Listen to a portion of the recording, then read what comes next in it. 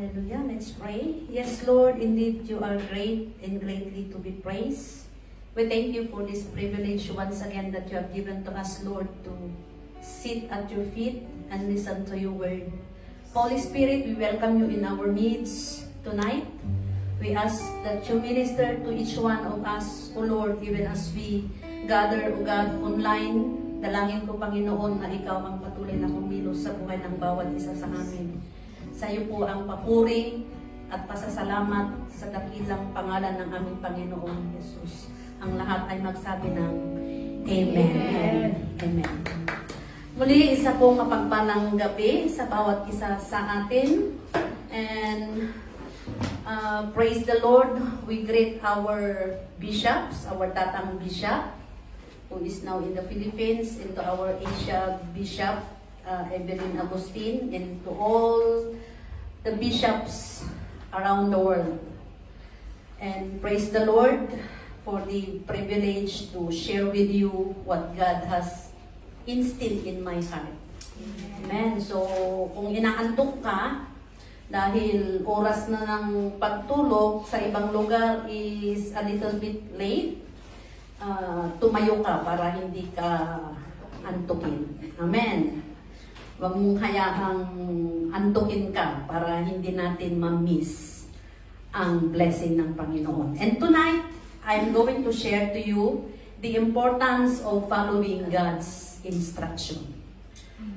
Amen. Napaka-importante po ang instruction. Sino sa inyo dito ang meticulosa when it comes to instruction? Diba? Sa gadget, kung bibili ka lang ba? Pag binili mo yon, ano ang una mong gagawin? Binabasa mo ba yung instruction o unahin mo muna yung gadget bago yung instruction? Ba? Sa buhay natin, kahit na nga dito sa mundo, di ba, yung natural life natin, instruction is very important. And ganun din sa buhay natin bilang isang mananampalataya, mayroong specific instruction ang Panginoon in every areas of our lives. Kahit sabihin mo, pati ba sa pagkaasawa? Yes. Sa lahat ng desisyon, mayroong specific instruction ang Panginoon. At sabi niya, following instruction ensures our tasks are completed correctly. Tama, di ba? Sa mga nagsa-sign up, yung mga nag-fill up, minsan doon ako medyo natetestingay kasi may mga, di ba kung mag-sign up ka, huwag kang basta sign without reading kung ano yung pinipirmahan mo. Kasi once you already sign it, hindi mo na yun mariremove. Once you already click and nag-go na, mahirap na pong i-remove. Ganyan din po tayo bilang isang mananampalataya. If we want our task to be completed correctly, hindi lang correct, safe pa at efficiently, we need to follow the instructions. It will help us reduce some mistakes, some or hindi nga minsan, hindi lang some, di ba? Karamihan doon tayo nagpo-fall kasi bayaran mo na yung instruction. Dito sa overseas, karamihan sa atin, we are working with boss above us. Ano ang mangyayari pag yung instruction ng boss mo hindi mo sinunod? Chawla. Sa Chinese, chawla, go home Pilipan. Uwi ka na kasi hindi mo sinusunod. But if we will follow the given instruction to us, I believe we will not only please our master, but we will also gain their trust. Sa mga magulang, sino ang masaya na hindi sumusunod ang anak sa instruction? Wala, di ba? Wala sigurong magulang na magiging masaya kung sinabihan mo yung anak mo na ganito ang gagawin mo, pero ginagawa pa rin niya ang gusto niya. Wala po. And ganun din sa buhay natin, sabi ko nga, buhay natin bilang isang mananampalataya, may specific instruction ng Panginoon. Let's read in the book of Deuteronomy. Basahin nga natin ano ang sabi niya doon sa Deuteronomy chapter 28. Ito po yung instruction ng Panginoon sa mga Israelites noon. But it is still carried unto us today.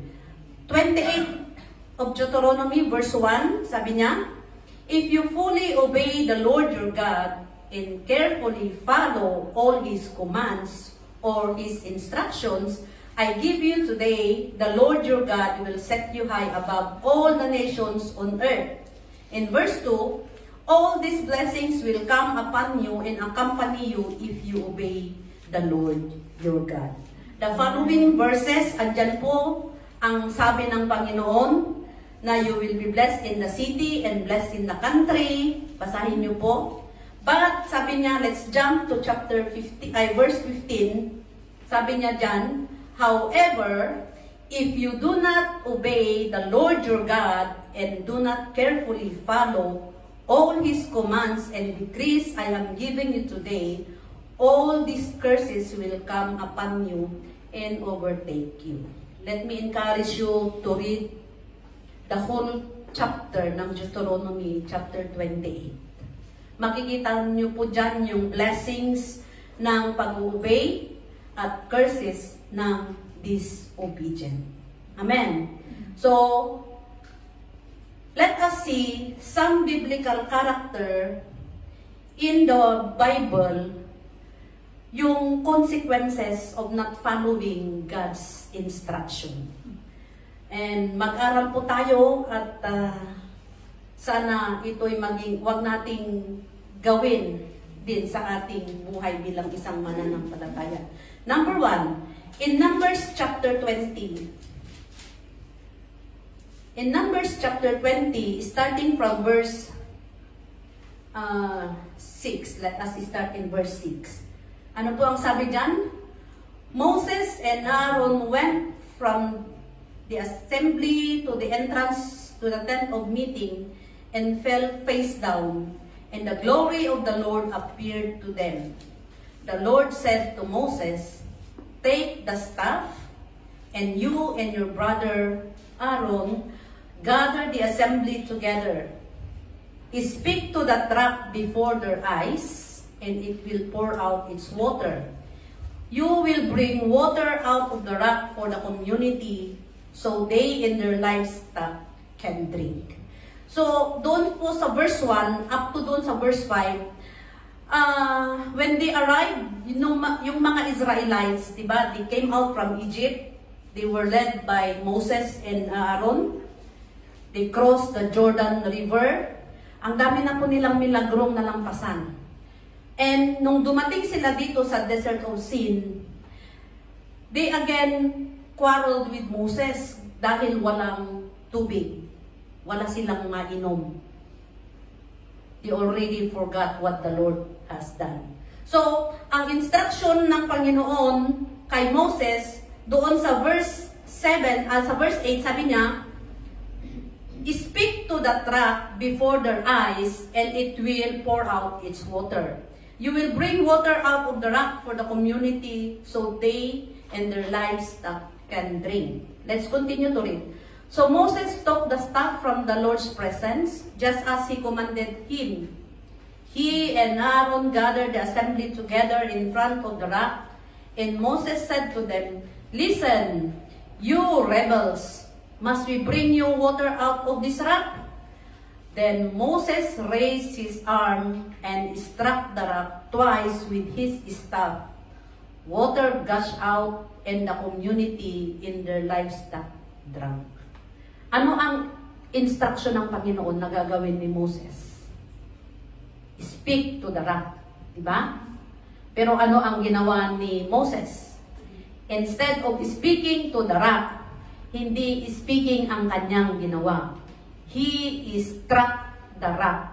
Hindi lang minsan, but dalawang beses.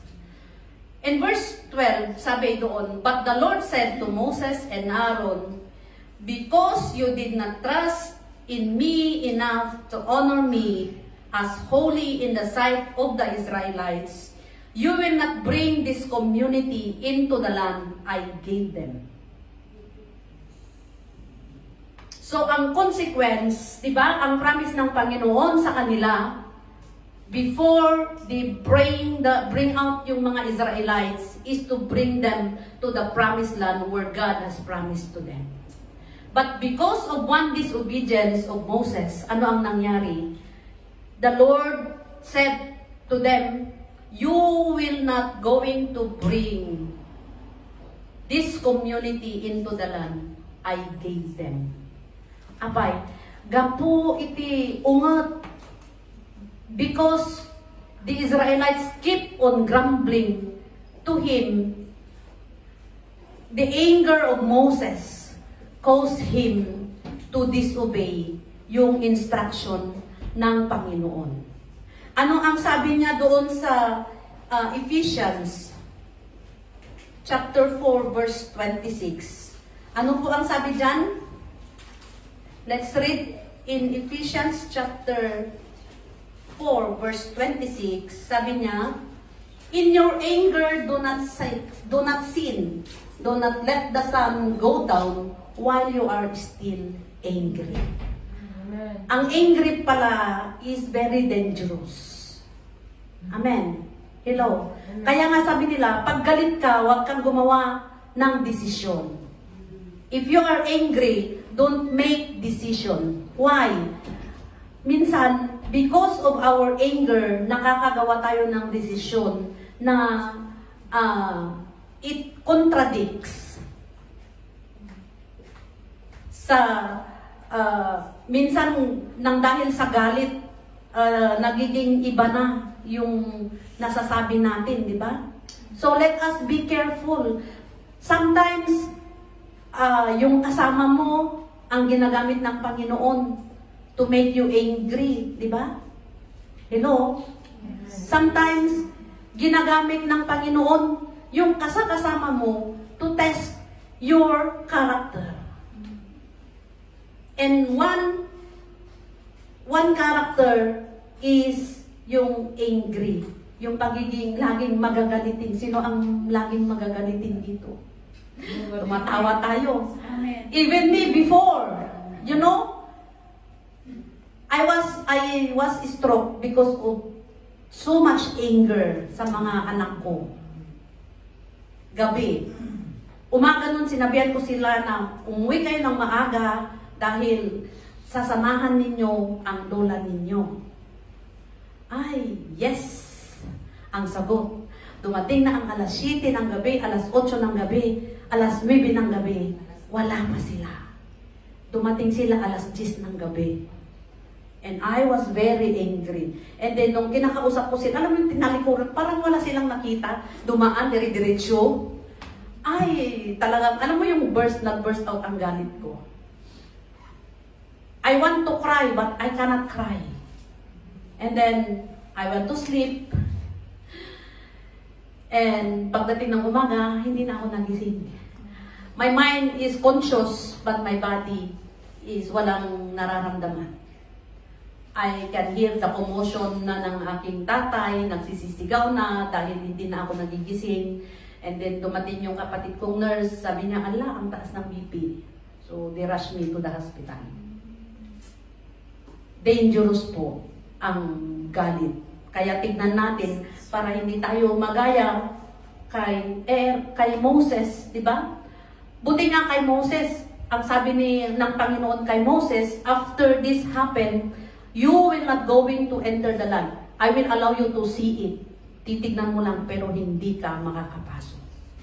What if pagdating ng Panginoon, ang ganda ng starting ng ating pananampalataya, but at the end of our journey, sasabihin ng Panginoon, sorry, you are not allowed to enter. Ano ang magiging pakiramdam natin? Kapatid. Okay? So, tignan natin, emotions are normal naman sa atin bilang isang tao pa rin naman tayo na may emotion. But do not let your emotion overtake you. Kasi kaya naman natin kontrolin actually yung emotion natin. Amen? So do not allow your anger to to disobey the instruction of God. Another consequence in 1 Samuel chapter 15 verse 1, this is the story of Saul when God commanded him to kill all the Amalekites. In chapter 15 verse 1, sabi niya dyan, Samuel said to Saul, I am the one the Lord sent to anoint you king over his people Israel. So listen now to the message from the Lord. So this is the instruction of God through the prophet Samuel. This is what the Lord Almighty says, I will punish the Amalekites for what they did to Israel, when they waylaid them as they came up from Egypt.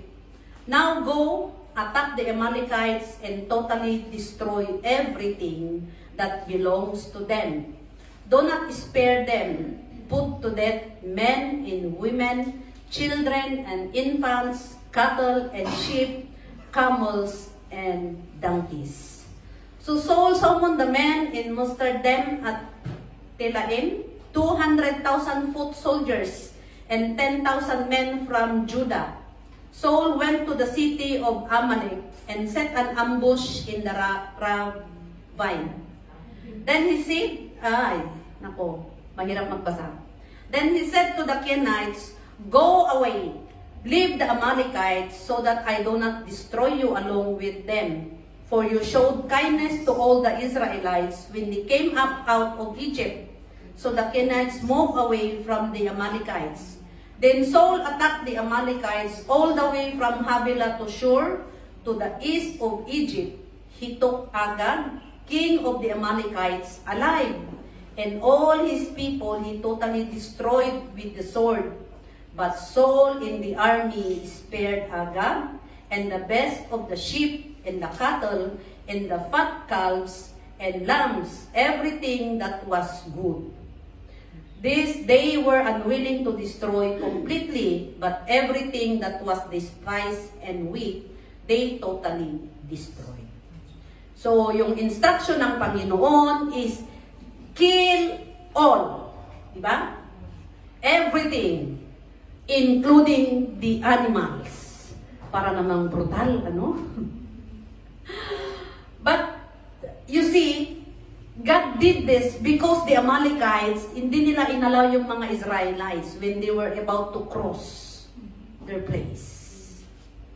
And then, ano ang ginawa nila ni King Saul at ang kanyang mga armies? Yes, they killed some. They even take the king of Amalekites, Agag, alive. Kung ano lang yung nakita nilang hindi, kung baga sa pag-obey nila, they did not fully obey.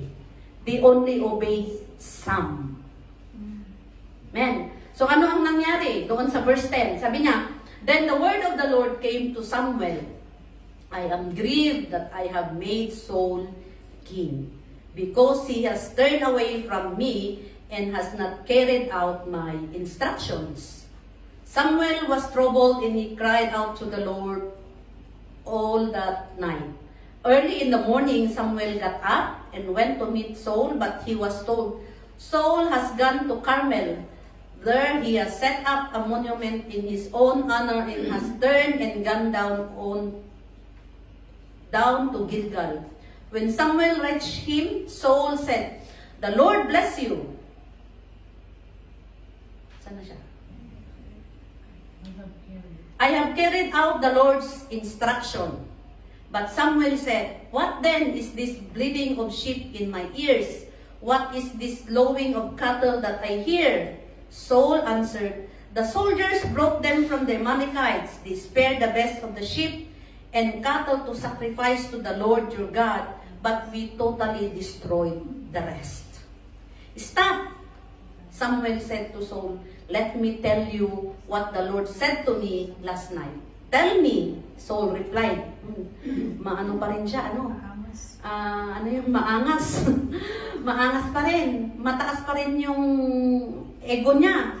Samuel said, although you were once small in your own eyes, You did not become the head of the tribes of Israel. The Lord anointed you king over Israel. And He sent you on a mission saying, go and completely destroy those wicked people, the Amalekites. Make war on them until you have wiped them out.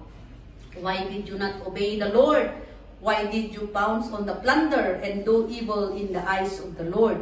But I did obey, sabi pa rin ni Saul. But I did obey the Lord. Saul said, I went on the mission the Lord has assigned me. I completely destroyed the Amalekites and brought back Agag their king. The soldiers took sheep and cattle from the plunder, the best of what was devoted to God, in order to sacrifice them to the Lord your God at Gilgal. Ito ang sabi ni Samuel.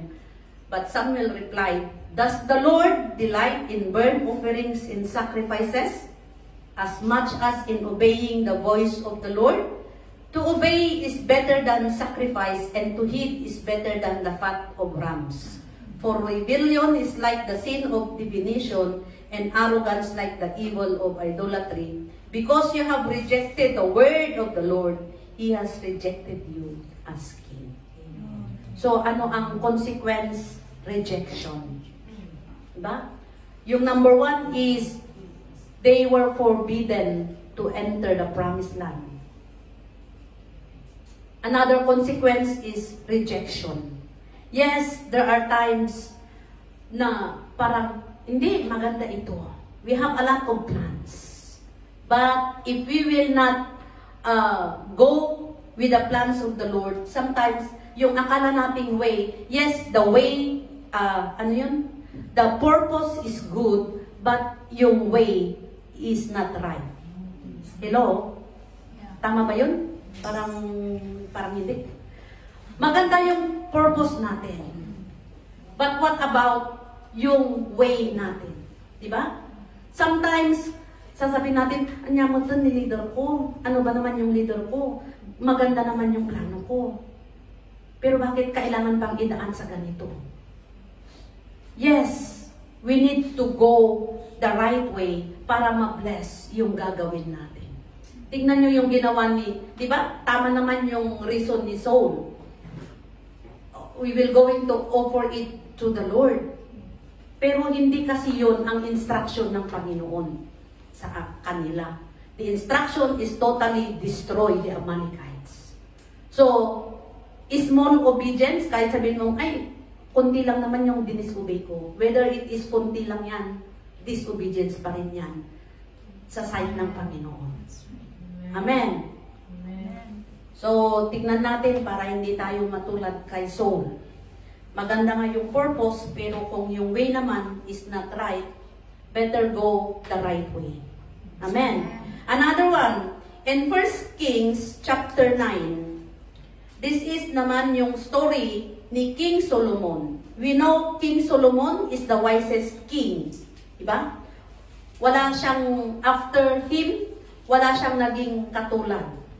He was given the wisdom by God. And in 1 Kings chapter 9, verse 1 to 5, tingnan natin. Naman ito. After Solomon built the altar, the tabernacle of God, and then the Ark of the Covenant was brought to the temple. Basahin niyo po yung chapter 8. No? You go back and read chapter 8. This was when the Ark, yung temple ng Panginoon was built by Solomon. Then the Ark brought to the temple, yung dedication ng temple. And then in chapter 9, after Solomon dedicate the temple, the Lord appears to him a second time. Nung una siyang nag-appear when he was young. Nung dinala siya ni Hannah in the temple, doon unang nag-appear ang Panginoon when God called him. And this time, again, the Lord appeared to him. Sabi niya, when Solomon had finished building the temple of the Lord in the royal palace and had achieved all he had desired to do, the Lord appeared to him a second time as he had appeared to him at Gibeon. The Lord said to him, I have heard the prayer and plea you have made before me. So yung prayer ni Solomon is andyan sa chapter 8. Kung may time kayo, basahin nyo yun. I have consecrated this temple which you have built by putting my name there forever. My eyes and my heart will always be there. In verse 4, as for you, if you walk before me in integrity of heart and uprightness as David your father did, and do all I command, and observe my decrees and laws, I will establish your royal throne over Israel forever, as I promised David your father when I said, you shall never fail to have a man on the throne of Israel. In verse 6, but if you or your sons turn away from me and do not observe the commands and decrees I have given you, and go to serve other gods and worship them, then I will cut off Israel from the land I have given them and will reject this temple as I have consecrated for my name. Israel will then become a byword and an object of ridicule among all the peoples. So, yan po ang promise ng Panginoon kay King Solomon after his prayer, the dedication of the temple. But, ano ang nangyari? Let's jump to chapter 11.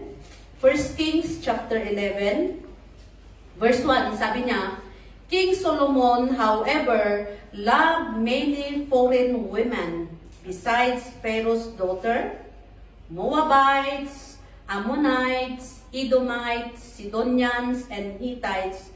They were from the nations about which the Lord had told the Israelites, you must not intermarry with them, because they will surely turn your hearts after their gods. Nevertheless, Solomon held fast to them in love.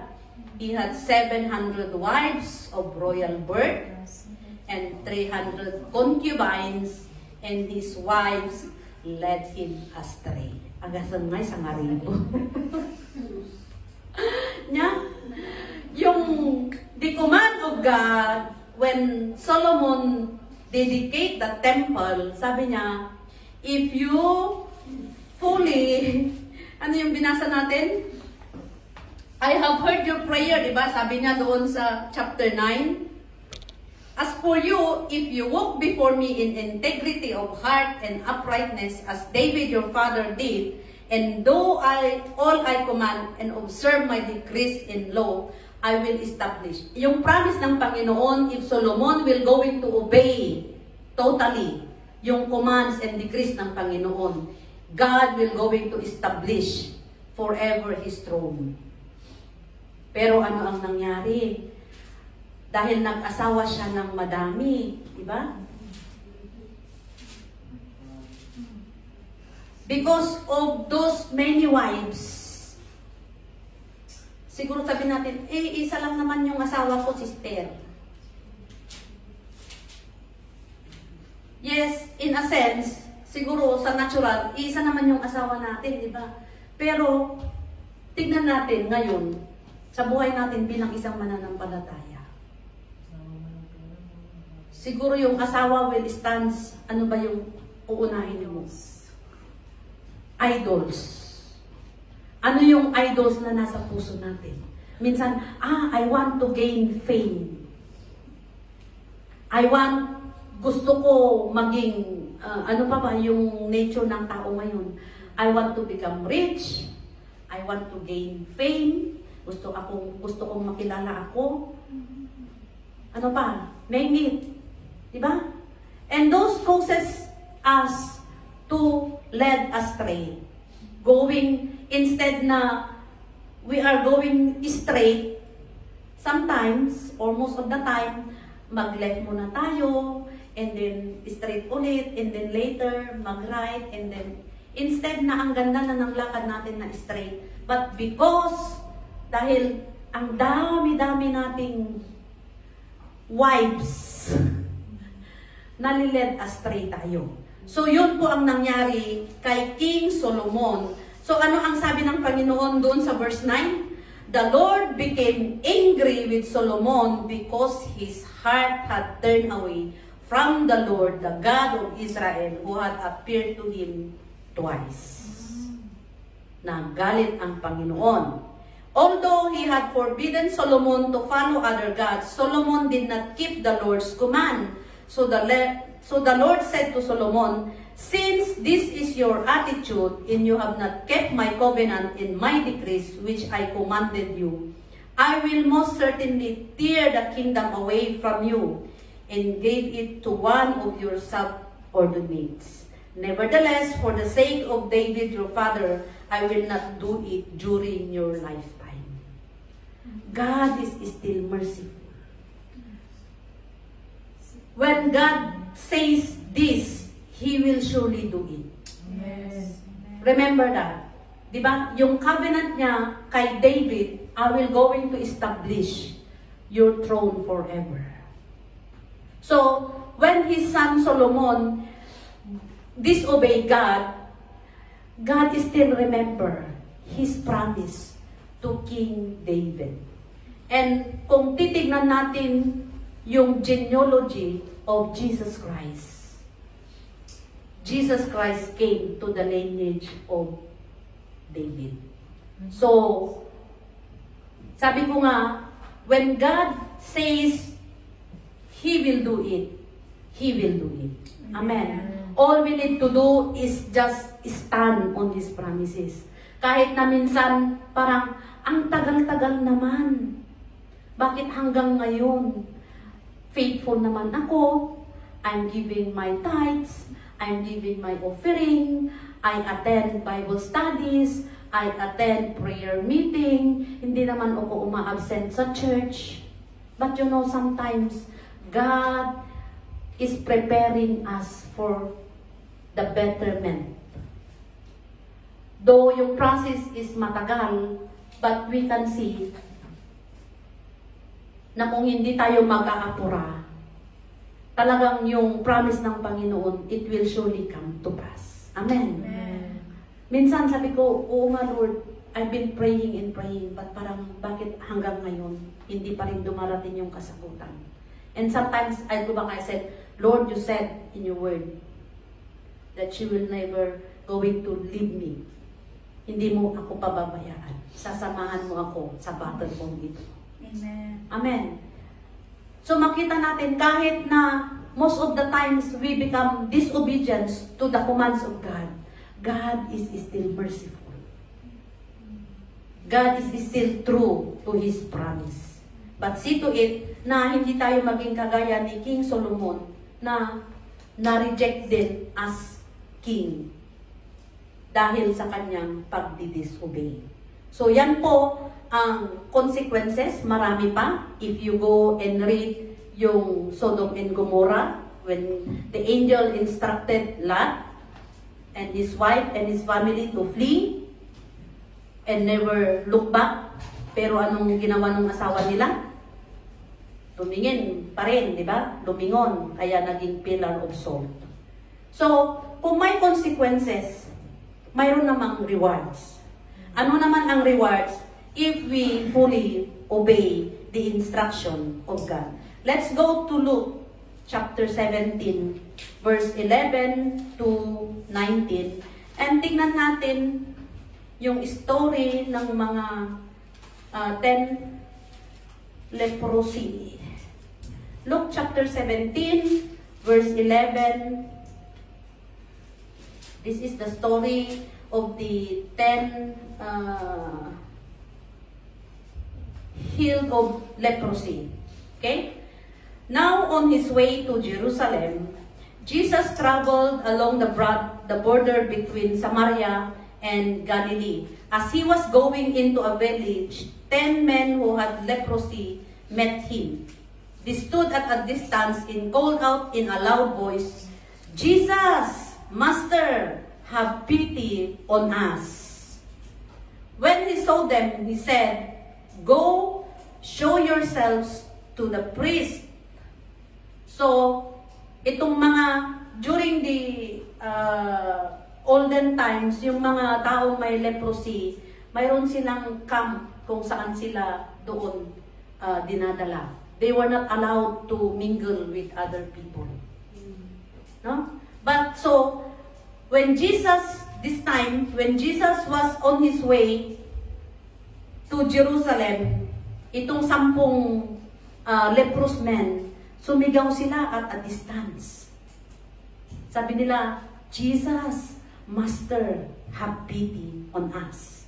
And when he saw them, he said, go, show yourselves to the priest. Yon ang instruction ng Panginoon sa kanila. And as they were cleansed. Amen. Ano kaya ang nangyari kung hindi sila sumunod? Di ba minsan ang expectation natin, ang sasabihin niya, be healed. Ganon ang expect, kasi may sakit ka nga. Ang ine-expect mong sasabihin is, maagasan ka. Amen. Pero ano ang sabi? Alam naman ng Panginoon na bawal silang pumunta, di ba? Doon, during their time, kung mayroon kang sakit, kahit na nga lang yung, except kay brother, kahit na nga lang yung babae na mayroong menstruation, they are considered as unclean during that time.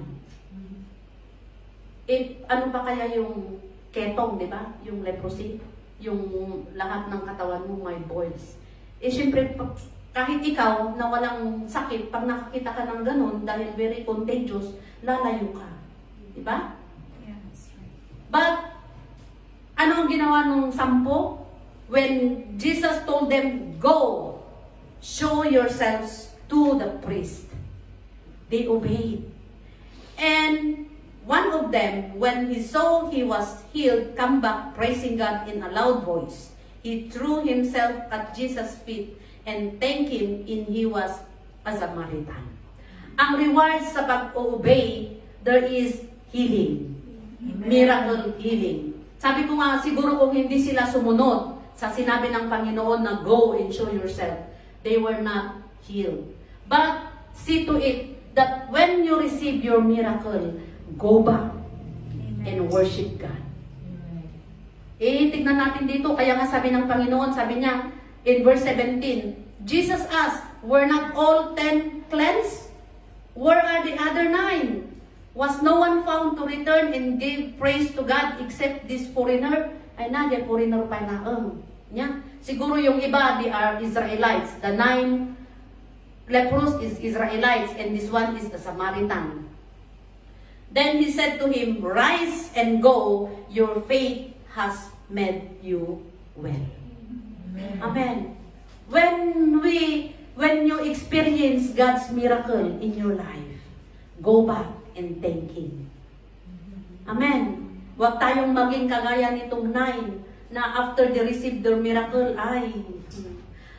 wala man lang thank you. Alam nyo sa Hong Kong, noon nung hindi nag-COVID, mayroon tayong isang ministry. We have a refuge center doon sa Hong Kong.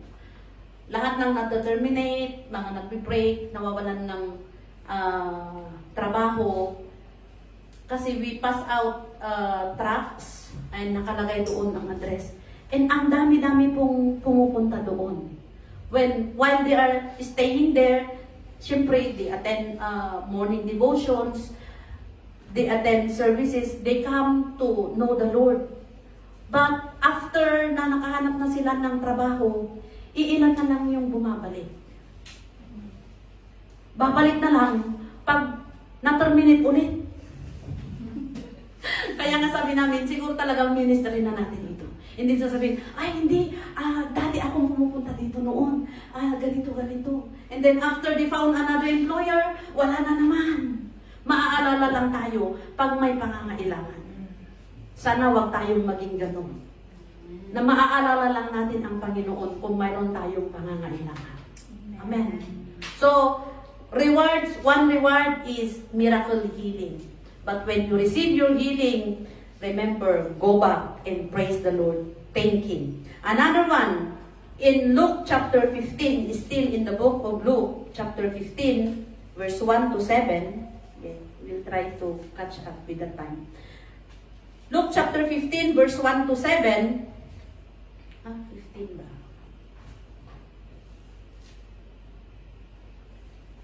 Now the tax collectors and sinners. Di ba yata yung sinulat ko? Teka, tingnan ko. Yung story ni Paul, when Jesus was preaching, and then Luke chapter 5, sorry, hindi pala 15. In Luke chapter 5,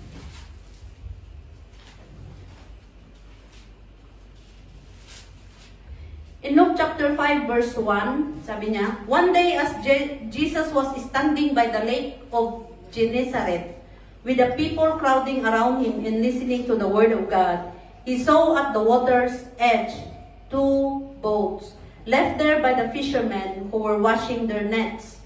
He got into one of the boats, the one belonging to Simon, and asked him to put a little from shore. Then he sat down and taught the people from the boat. When he had finished speaking, he said to Simon, "Put out into deep water and let down the nets for a catch." Simon answered, "Master, we've worked hard all night and haven't caught anything." Si Peter, Simon, and his company, they were all experienced fishermen because yan ang trabaho nila. And nung sinabi ng Panginoon sa kanya na, "Let down your nets," sabi niya, "We work hard all night and haven't caught anything." But tignan natin yung sabi niya, "But because you say so, I will let down the nets." Dahil sinabi mo, gagawin ko. Sino sa atin ang ganito? When your pastor asks you to do something, alam mong, ginawa ko na nga diba? Kaya nga sabi ni Simon, nag-overnight, the whole night na kaming nangisda. Diba ang mangingisda, gabi nakakakuha ng fish. Saan ka makakakuha ng fish? Sa umaga. Ang mangingisda, usually, they work at night. They don't work at day.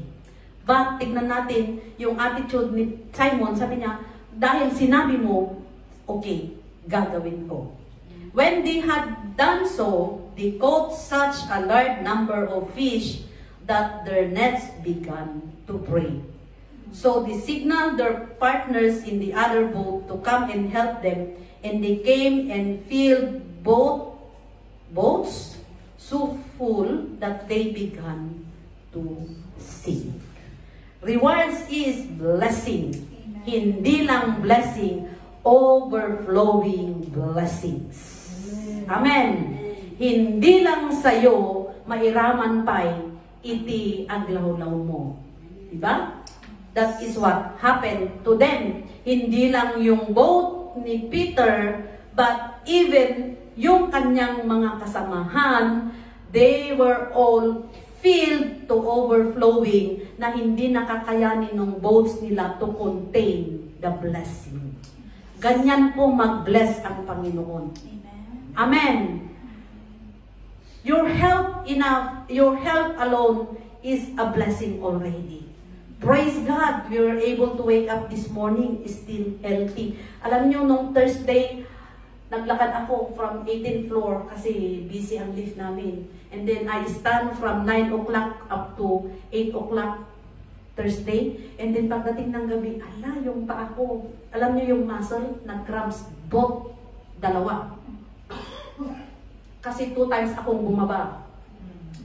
18th floor hanggang doon sa ground. Stairs yan.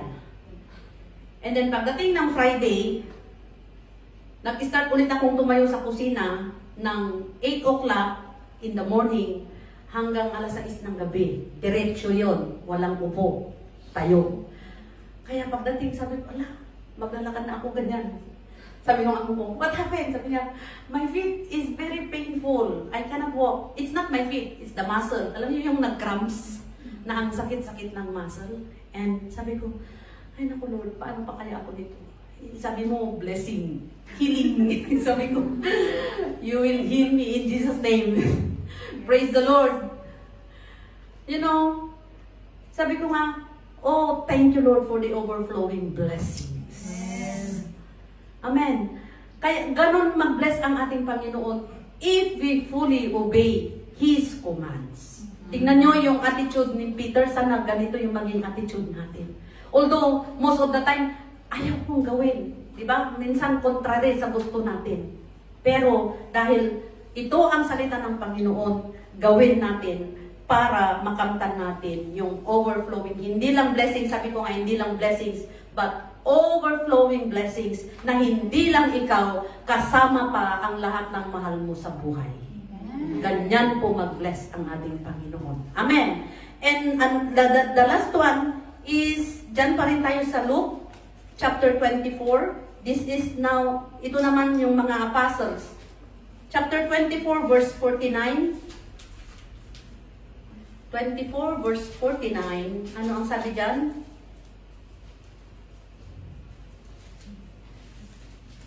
Let us start in verse 48. You are witnesses of these things. I am going to send you what my Father has promised. But stay in the city until you have been clothed with power from on high. Ito na, when Jesus was crucified, buried, and raised from the dead, before He ascended in heaven, He appears to His 12 disciples. Diba? Yan ang background niya. And before He went up to heaven, ano ang instruction niya sa kanyang mga alagad? Sabi niya, I am going to send you what my Father has promised, but stay in the city until you have been clothed with power from on high. Yun ang instruction ng ating Panginoong Jesus sa kanyang 12 disciples. And so, in Acts chapter 2, because they obeyed yung instruction ng Panginoon sa kanila, in Acts chapter 2, verse 1 and 4, when the day of Pentecost came, they were all together in one place. Suddenly, a sound like the blowing of a violent wind came from heaven and filled the whole house where they were sitting. They saw what seemed to be tongues of fire that separate and came to rest on each of them. All of them were filled with the Holy Spirit and began to speak in other tongues as the Spirit enabled them. Amen. Let's jump to verse 13. Some, however, made fun of them and said they have had too much wine to drink. And makita natin dyan, if you will continue to read that, no? Yung prinamis ng Panginoon, what happened when the disciples disobeyed and they go on their own? Walang Pentecost na nangyari, di ba? But because they obeyed and stayed in the city until yung promise ng Panginoon sa kanila na He will going to send. So, the fulfillment is dito sa Acts. So, ano ang nangyari? They were all filled with the Holy Spirit. And when Peter stood up and preached, ilan ang born again? 3,000? Saan na yun?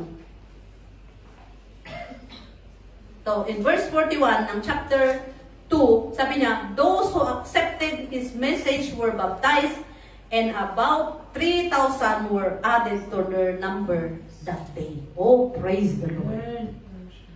There is power in anointing when we fully obey the instructions of God. Amen.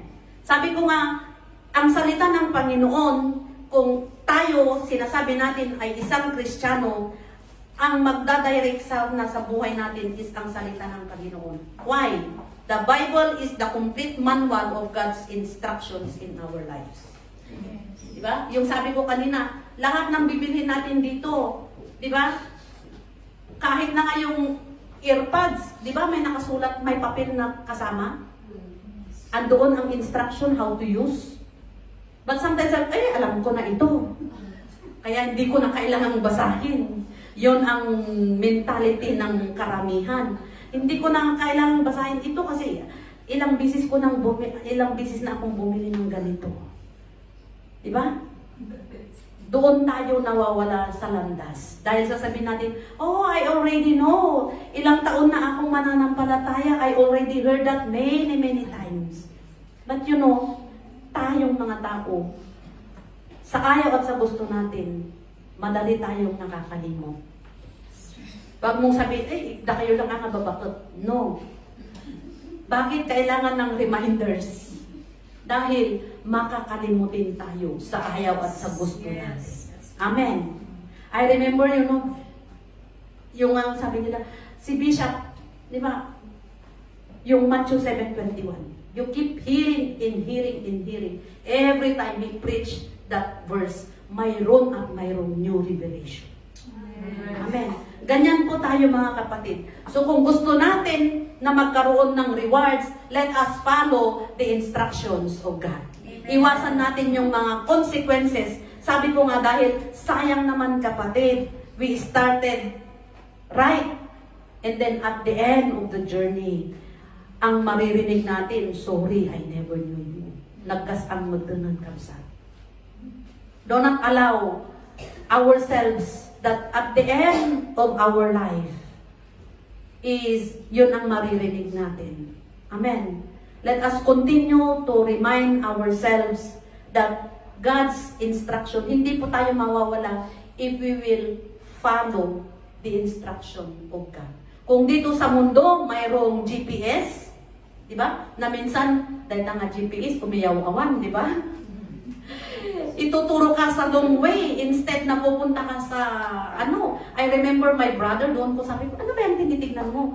Nung sinundo kami sa Clark, gumamit siya ng GPS kung paano lalabas sa airport going to the highway.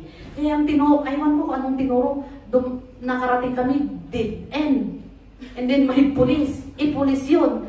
Sabi nung sumita sa amin, sabi niya, Sir, oh sorry sir, don't you know that you are not allowed to come here? Ito kasi ang tinuro ng GPS. Kaya palitan na GPS, umiyaw-awan. But if we will follow the GPS of God, surely we will not get lost. Amen. Ano ang GPS ng Panginoon? Number 1, get to know His Word. Paano natin malalaman ang salita ng Panginoon? Read. Hindi lang read. Meditate. Meditate on it. Hindi lang meditate, but also do it. P, pray.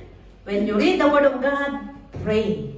Instruction ng Panginoon, watch and pray. And then, continue to stay close to Him. S, GPS ng Panginoon. Let us continue to stay close to Him. Amen. Kaya nga, instruction ni Paul, doon sa Hebreo, wag nating i-neglect ang fellowship. Dahil sa pag-fellowship, doon po naaapuyan yung ating pananampalataya. Amen. So, I hope na mayroon tayong naintindihan sa gabi ito. And I pray that may the Lord find us fully obedient to His instructions when He comes. Let's pray. Father, thank you for your word tonight. Marami pong salamat, Panginoon, sa inyong mga paalala. Dalangin namin, O Diyos, na patuloy mo kaming gabayan, patuloy mo kaming turuan, Panginoon, sa lahat ng aming gagawin, Panginoon, upang kami ay mamuhay ng naaayon sa iyong mga salita, O Diyos. Ikaw po ang madakila at mapapurihan sa gabi ito. In Jesus' name, Amen and Amen. I give back to our God bless you.